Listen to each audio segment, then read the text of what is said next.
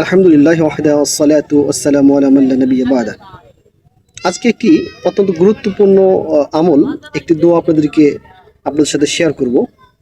যে দোয়াটা যদি কেউ সকালে 3 বার এবং সন্ধ্যার সময় 3 বার পড়ে, তাহলে বড় আকারের কোনো রোগ তাকে আল্লাহ তাআলা দিবেন না, যদি না তাকদীরের ফায়সালা হয়ে থাকে।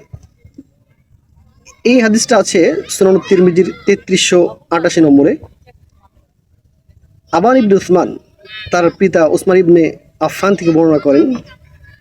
তিনি বলেন যে রাসূলুল্লাহ সাল্লাল্লাহু আলাইহি ওয়াসাল্লাম বলেছেন, মা মিন আবদিন, যে কোনো বান্দা, ইয়াকুলু ফি সাবাহি কুল্লি ইয়াউমিন, যে সে যদি প্রত্যেক দিন সকালে এই দোয়াটা পড়ে, ও মাসাই কুল্লি লাইলা, অথবা যদি সন্ধ্যার সময় দোয়াটা পড়ে, বিসমিল্লাহিল্লাযী লা ইয়াদুররু মা ইসমিহি শাইউন ফিল আরদ ওয়ালা ফিস সামাই ওয়া হুয়াস সামিউল আলিম 3 মাররাত, 3 বার যদি পড়ে, ইয়াদুররুহু শাই, তাহলে কোনো কিছু তার ক্ষতি করতে পারবে না। সুবহানাল্লাহ, কোনো কিছু তার ক্ষতি করতে পারবে না। এই মজার কথা হলো, এই হাদিসের যে বর্ণনা করে আবান ইবনে উসমান, কদ আসাবাহু তরফা ফালেজ, তার এক সাইডে প্যারালাইজ হয়ে গিয়েছিল। তখন তার ছাত্র যাকে হাদিস বর্ণনা করছিলেন, তিনি তার দিকে তাকাচ্ছিলেন। তখন আবান বললেন, মা তাংদু, তুমি কেন আমার দিকে তাকাচ্ছ? আমা ইন্নাল হাদিস কামা হাদ্দাসতুকা, আমি হাদিস তোমাকে সঠিকভাবে বর্ণনা করেছি।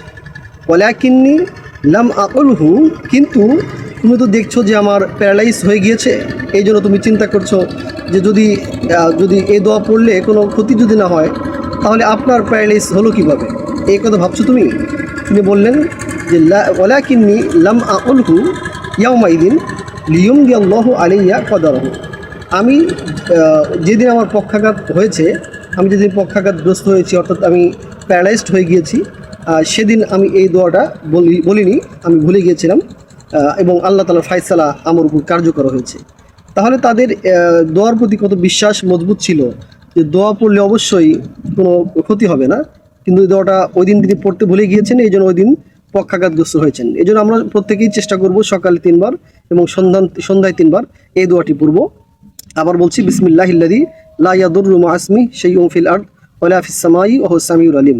আল্লাহ তাআলা আমাদেরকে এই দোয়ার উপর আমল করার তৌফিক দান করুন। আসসালামু আলাইকুম ওয়া রাহমাতুল্লাহি ওয়া বারাকাতুহু।